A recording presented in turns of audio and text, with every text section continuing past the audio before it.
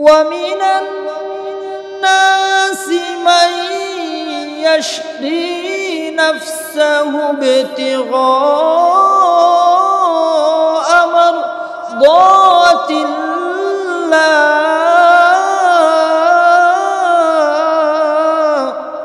والله رؤوف بالعباد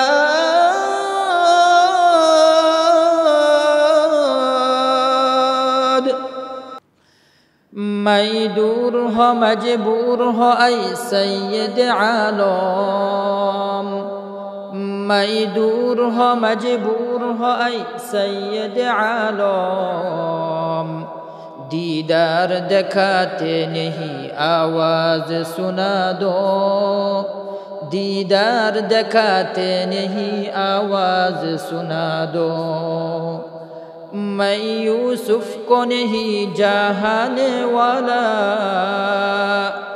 मैं यूसुफ को नहीं जहाने वाला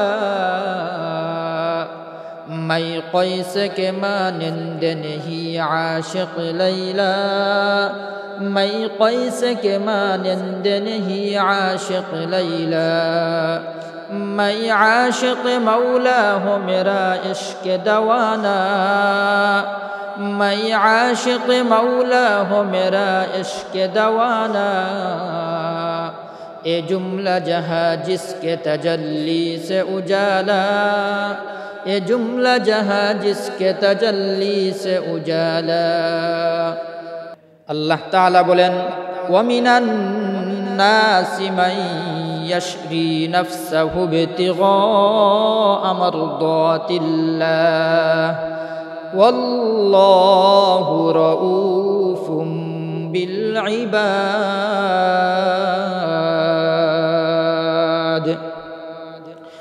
আল্লাহ সুবহানাহু ওয়া তাআলা বলেন মানুষের মধ্যে এমন কিছু মানুষ আছে যারা নাকি আমি আল্লাহকে ভালোবাসার জন্য আল্লাহকে রাজি খুশি করার জন্য তারা দুনিয়ার সব কিছু ত্যাগ করতে রাজি আল্লাহ বলেন আমার যে সব বান্দারা আমার যে সব বান্দিরা আমাকে রাজি খুশি করার জন্য তারা দুনিয়ার সব কিছু ত্যাগ করতে রাজি আল্লাহ বলেন আল্লাহু রাউফুম বিল ইবাদ আমি আল্লাহ তাদের উপর রাজি খুশি হয়ে যাই মুহতারাম হাজিরিন এই আয়াতটা নাজিল হয়েছিল ছোট্ট একটা ঘটনার প্রেক্ষিতে আল্লাহর পয়গম্বরের কেমন আশিক ছিলেন তারা আল্লাহর পয়গম্বরের জলিল ও কদর সাহাবী হযরতে আবু সালমা ও হযরতে উম্মে সালমা রাদিয়াল্লাহু তাআলা আনহুমা দুজনে আল্লাহর পয়গম্বরের প্রিয় সাহাবী ছিলেন দুজনের সম্পর্ক স্বামী স্ত্রী সম্পর্ক তারা কিরকম আল্লাহর রাসূলের আশিক ছিলেন তাদেরকেই বলা হয় আশিকে রাসূল তারা আল্লাহর রাসূলকে নিজের জীবনের চাইতেও বেশি ভালোবেসেছে নিজের স্ত্রী সন্তান নিজের পিতা মাতা এমনকি নিজের জানের চাইতেও বেশি মহব্বত করেছে আল্লাহর পয়গম্বর যখন মক্কা থেকে হিজরত করে মদিনায় চলে যান এভাবে সব সাহাবায়ে কেরাম আস্তে আস্তে হিজরত করে মদিনায় চলে যাইতেছে কিন্তু ওই হযরতে আবু সালমা ও হযরতে উম্মে সালমা রাদিয়াল্লাহু তাআলা আনহুমা তারা দুজনেই মক্কায় বসবাস করতেছেন কিন্তু আল্লাহর রাসূল মক্কা থেকে হিজরত করে মদিনায় চলে যাওয়াতে তাদের মনে অনেক ব্যথা তাদের মনে এতটাই কষ্ট মক্কায় বসবাস করতেছে কিন্তু তাদের ব্যথা তো দূর হয় না এইজন্য উম্মে সালমা রাদিয়াল্লাহু তাআলা আনহুমা তিনি একদিন রাত্রিবেলায় তার স্বামীকে ডাক দিয়ে বলতেছে হে আমার প্রিয়তমা স্বামী আমরা যে মক্কায় বসবাস করতেছি কিন্তু আমাদের মনে তো এরকম শান্তি আসে না আল্লাহ রাসূল মক্কা থেকে চলে গেছেন চলেন আমরাও হিজরত করে মদিনায় চলে যাই এভাবে যখন তারা দুজন স্বামী স্ত্রী মিলে যখন রাত্রিবেলা পরামর্শ করলো কিন্তু এই পরামর্শের কথাটা তাদের গোষ্ঠীর লোকেরা শুনে ফেলল তারা যখন জেনে গেল তারা সকালবেলা হযরতে আবু সালমা রাদিয়াল্লাহু তাআলা আনহু তার নিজ গোষ্ঠীর লোকেরা তার শ্বশুর বাড়ির লোকদের সাথে পরামর্শ করছে। পরামর্শ করে তারা সিদ্ধান্ত নিল তাদেরকে মক্কা থেকে হিজরত করে মদিনায় যাইতে দিবে না।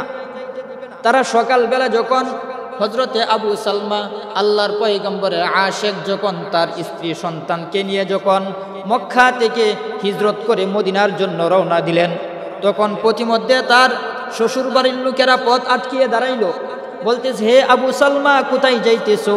তখন হজরতে আবু সালমা বলতেছে, আমার স্ত্রী সন্তানকে নিয়ে আমি মদিনায় যাইতেছি। তখন তার শ্বশুর বাড়ির লোকেরা বলতেছে, তুমি যাইবা তো তুমি একা চলে যাও, আমাদের মেয়েটাকে রেখে যাও। তখন তিনি বলতেছে, আমার স্ত্রী সন্তানকে নিয়ে যাইব, আপনাদের সমস্যা কি?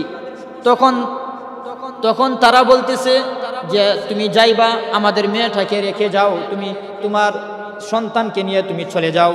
এই বলে তার থেকে যখন তার স্ত্রীকে রেখে দিল, এবার হজরতে আবু সালমা আল্লাহর পয়গম্বরের আশেক একা একাই মদিনার তার মেয়েটাকে নিয়ে রওনা দিলেন মদিনার দিকে। সামনে একটু অগ্রসর হইতেই হজরতে আবু সালমা রাদিয়াল্লাহু তাআলা আনহু দেখে এবার নিজ গোষ্ঠীর লোকেরা সামনে পথ আটকিয়ে দাঁড়িয়ে গেল। তাকে বলতেছে, হে আবু সালমা কোথায় যাইতেছো? তখন তিনি জবাবে বলে যে আমি আমার সন্তানকে নিয়ে আমি মদিনায় চলে যাইতেছি। তখন তিনি বলতেছেন, তার কথা শুনে তার গোষ্ঠীর লোকেরা বলতেছে, এই ছোট্ট মেয়েটা বাতিজি মেয়েটাকে আমাদের হাতে দিয়ে যাও, কারণ তুমি মদিনায় চলে যাইবা, পরে আসো কিনা তা জানা নাই, এজন্য তুমি এই মেয়েটাকে তুমি দিয়ে যাও, আমাদের হাতে দিয়ে যাও। তখন হজরতে আবু সালমা রাদিয়াল্লাহু তাআলা আনহু বলতেছেন, আমি আমার মেয়েকে নিয়ে যাইব, আপনাদের সমস্যা কি? এই বলে তার থেকে তার মেয়েটাকেও রেখে দিল। এবার হজরতে আবু সালমা রাদিয়াল্লাহু তাআলা আনহু আল্লাহর পয়গম্বরের আশেক এবার একা একাই মদিনার দিকে রওনা করে দিলেন। মদিনার গেটের কাছে যখন চলে গেলেন, আল্লাহ তাআলার কুদরতের কি কারিশমা! আল্লাহ তাআলা তখন হযরত জিবরাইল আলাইহি ওয়াসাল্লামের মাধ্যমে আয়াত নাজিল করে জানিয়ে দিলেন। আল্লাহ বলেন, ওয়া মিনান নাসি মান ইয়াশরি নাফসাহু বিতিগা মারদাতিল্লাহ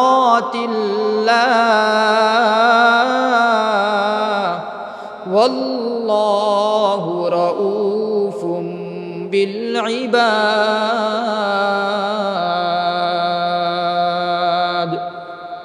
আল্লাহ তাআলা বলেন, মানুষের মধ্যে এমন কিছু মানুষ আছে যারা আমি আল্লাহকে রাজি খুশি করার জন্য, আল্লাহকে ভালোবাসার জন্য তারা দুনিয়ার সব কিছু ত্যাগ করতে রাজি।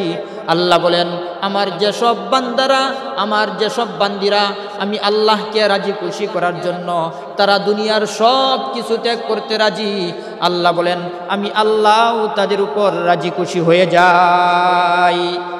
এবার আল্লাহর রাসূল হযরত আবু সালমা রাদিয়াল্লাহু তাআলা আনহুকে স্বাগতম জানানোর জন্য আল্লাহর রাসূল স্বয়ং তিনি নিজেই মদিনার গেটের কাছে এসে দাঁড়ায় রইলেন।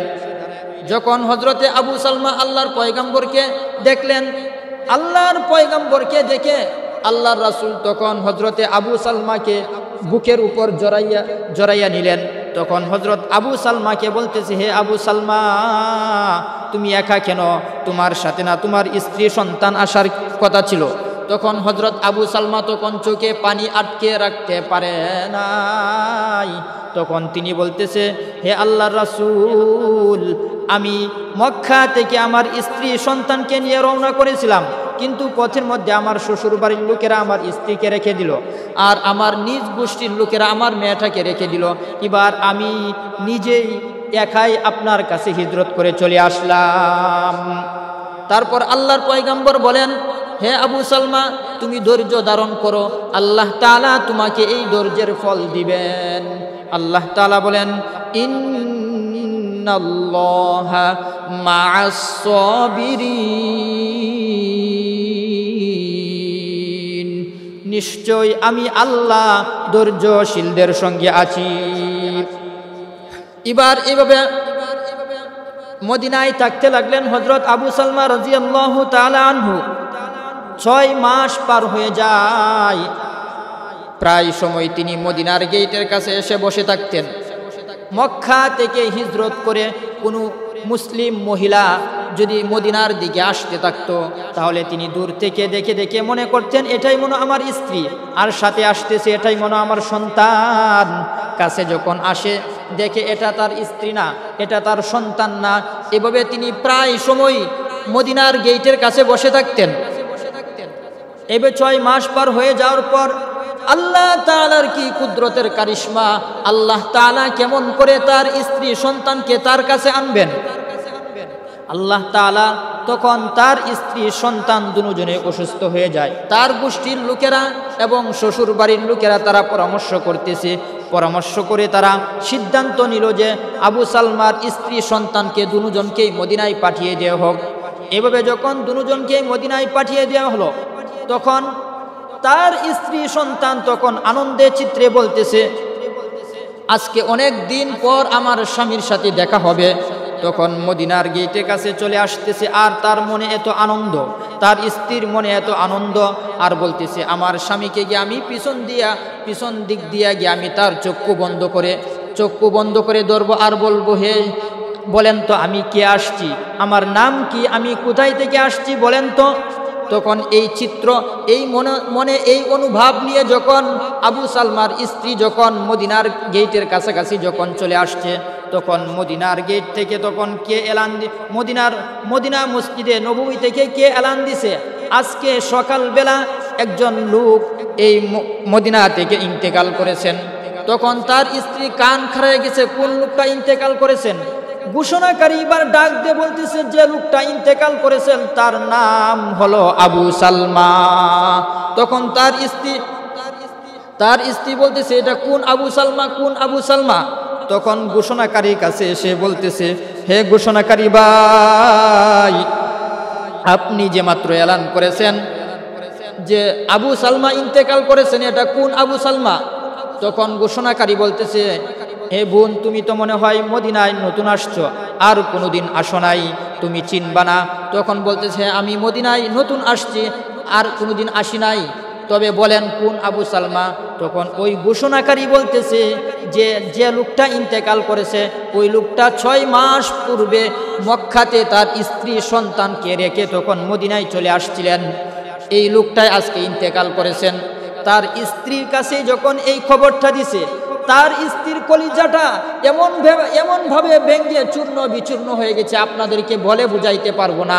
কিন্তু আপনাদেরকে উদাহরণের জন্য বলি, হাতের মধ্যে একটা গ্লাস নিয়ে যদি আপনি জুড়ে একটা আছাড় মারেন, এটা যে কয়টা টুকরা হবে, ভেঙে চূর্ণ বিচূর্ণ হয়ে যাইবে। আমার মনে হয় এই ঘটনা থেকে বোঝা যায় তার স্ত্রীর কলিজাটা এর চাইতেও আরো বেশি ফাটাল সৃষ্টি হয়েছিল। قادر قدرت داري بركمال أنت ربي أنت حسبي ذو الجلال قادر قدرت داري بركمال أنت ربي أنت حسبي ذو الجلال। এবার তার স্ত্রী বলতেছে হে ঘোষণাকারী ভাই, লোকটা কোথায় আছে আপনি বলেন, আমার স্বামী আবু সালমা কোথায় আছে বলেন। তখন ঘোষণাকারী বলতেছে এই যে সামনে গিয়া দেখেন আল্লাহর রাসূল সাহাবায়ে কেরামকে নিয়ে বসে আছেন, ওইখানেই আছে। তখন তার স্ত্রী যখন দৌড়ে গিয়ে যখন তার স্বামীকে জড়াইয়া কান্না করতেছে, বলতেছে আপনি আমার সাথে অভিমান করিয়েন না, আপনি আমার সাথে রাগ করিয়েন না, আমাকে আসতে দেয় নাই বিদায় মক্কার লোকেরা আমি আপনার কাছে আসতে পারি নাই। তখন তার সন্তানটা, তার মেয়েটা, ছোট্ট মেয়েটা তখন বলতেছে, তার বুকের উপর উঠে বলতেছে বাবা বাবা,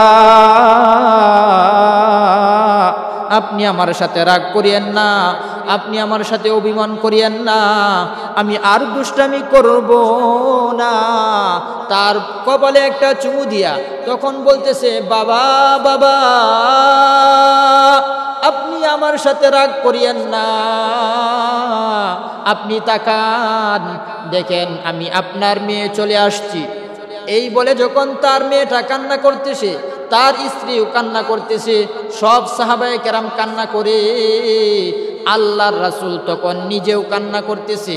তখন আল্লাহ রাসূল তখন বলে, হে আবু সালমার স্ত্রী সন্তান, তোমাদের কোনো টেনশন নাই, তোমরা ধৈর্য ধারণ করো, ধৈর্য ধারণ করো।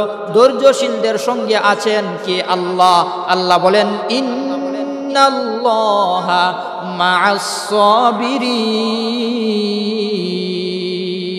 নিশ্চয় আমি আল্লাহ ধৈর্যশীলদের সঙ্গে আছি। মুহতারাম হাজিরিন, আল্লাহর পয়গম্বর তখন আবু সালমার স্ত্রীকে বলতেছে, হে আবু সালমার স্ত্রী সন্তান, তোমাদের কোনো টেনশন নাই, তোমাদের দায়িত্ব আমি আল্লাহর রাসূল নিজ হাতে নিলাম। এই বলে তখন আল্লাহর রাসূল তখন বললেন যে আবু সালমাকে তাকে কাফন দাফনের ব্যবস্থা করো। যখন তাকে কাফন দাফনের ব্যবস্থা করা হলো, তখন এভাবে 6 মাস পার হয়ে যায়। 6 মাস পার হয়ে যাওয়ার পর তার স্ত্রীকে যখন আল্লাহ রাসূল সাহাবায়ে কেরামকে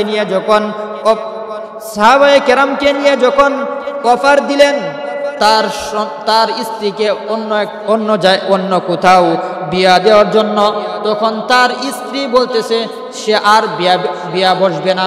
তখন আল্লাহ রাসূল তখন সাহাবায়ে কেরামকে আবার পাঠাইলেন, সে কেন বিয়া বসবে না?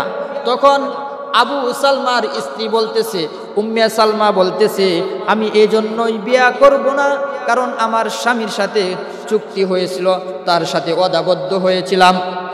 কি ওয়াদাবদ্ধ? তখন ওই উম্মে সালমা আল্লাহর পয়গম্বরকে বলতেছে, হে আল্লাহর রাসূল, আমার স্বামীর সাথে কথা হয়েছিল, তিনি যদি আমার আগে মারা যান তাহলে আমি যেন দ্বিতীয় বিয়া তার মতো কোনো সাহাবীর কাছে দ্বিতীয় বিয়া না বসি। আর যদি তিনি তার আগে যদি আমি মারা যাইতাম তাহলে তিনি কোনোদিন আর দ্বিতীয় বিয়া করলো না। এই ওয়াদাবদ্ধ হয়েছিলাম, এই জন্য আমি আর আজকে বিয়া করতে পারবো না। তখন আল্লাহর রাসূল তখন নিজেই উম্মে সালমাকে বিয়ার জন্য তিনি আল্লাহর রাসূল নিজেই অফার দিলেন। তখন উম্মে সালমা বলতেছে, হে আল্লাহর রাসূল, আমি আপনার কাছে বিয়া বসবো, তবে আমার 3টা শর্ত আছে। 3টা শর্ত যদি আপনি মেনে নেন তাহলে আমি আপনার কাছে বিয়া বসবো। দেখেন কেমন মহিলা ধৈর্য ধারণ করছেন। আল্লাহ রাসূল বলেছিল যে ধৈর্য ধারণ করার জন্য ধৈর্যের ফল কি হয়? মিষ্টি হয়। এটাই আল্লাহ তাআলা বুঝাইতেছেন, এটাই আল্লাহ তাআলা প্রমাণ আমাদেরকে দেখাইতেছেন। তখন ওই উম্মে সালমা বলতেছে 3টা শর্ত। তখন আল্লাহ রাসূল বলেন, ঠিক আছে, 3টা শর্ত কি শর্ত তুমি বলো। তখন 3টা শর্ত, 1 নাম্বার শর্ত যে আমার তো সন্তান আছে, এই পূর্বের সন্তানগুলো আপনি মেনে নিতে পারবেন? আল্লাহ রাসূল বলেন, ঠিক আছে, মেনে নিতে পারবো, কোনো সমস্যা নাই। তারপর আমার তো আগে অন্য বিয়া হয়েছিল, আমি তো অনেক বয়স্ক মহিলা, এটাকে আপনি মেনে নিতে পারবেন? তখন বলতেছে, হ্যাঁ মেনে নিতে পারবো, কোনো সমস্যা নাই। 3 নাম্বার শর্ত কি? 3 নাম্বার শর্ত হলো আমি অনেক লজ্জা বোধ করি, আমার লজ্জা বেশি, আর আমি আমার স্বামীর সাথে প্রায় সময় আমি অভিমান করতাম, রাগ করতাম। আমার স্বামী আমাকে অধিক ভালোবাসার কারণে আমি বেশি বেশি রাগ করতাম, আর আমার লজ্জা বেশি। তখন আল্লাহ রাসূল বলে, এটা কোনো সমস্যা নাই, রাগ করবা, এটা কোনো সমস্যা নাই, তবে আর তোমার যে লজ্জা বেশি বলেছ, আমি আল্লাহর কাছে দোয়া করব আল্লাহ তাআলা যেন তোমার অতি লজ্জাকে স্বাভাবিক বানিয়ে দেয়। মুহতারাম হাজিরিন, এই ঘটনা থেকে আমরা কি শিক্ষা পেলাম? আমরা এটাই শিক্ষা পাইলাম, আল্লাহ তাআলা যেন এরকম ধৈর্যশীল আমাদেরকে বানান, আমাদেরকেও যেন প্রত্যেকটা কাজে আমাদেরকে ধৈর্যশীল বানাই, যেন আমরাও যেন ওই উম্মে সালমার মতো, আবু সালমার মতো, তার স্ত্রী উম্মে সালমার মতো যেন আমরা ধৈর্য ধারণ করে আমরাও যেন এই ধৈর্যের ফল যে মিষ্টি হয়, ওই পরিপূর্ণ মিষ্টি যেন আমরাও উপভোগ করতে পারি। আমরাও যেন ধৈর্যের ফল যেরকম মিষ্টি হয় এরকম মিষ্টি যেন আমরাও উপভোগ করতে পারি। মুহতারাম হাজিরিন, আল্লাহ তাআলা কোরআনে বলেন, ওয়া মিনান নাসি মান ইয়াশরি নাফসাহু বিতিগা মারদাতিল্লাহ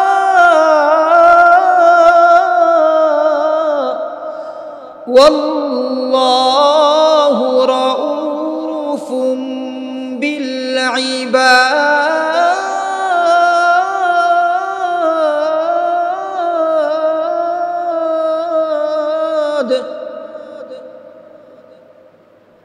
ওয়া মিনান নাসি মান يشري نفسه ابتغاء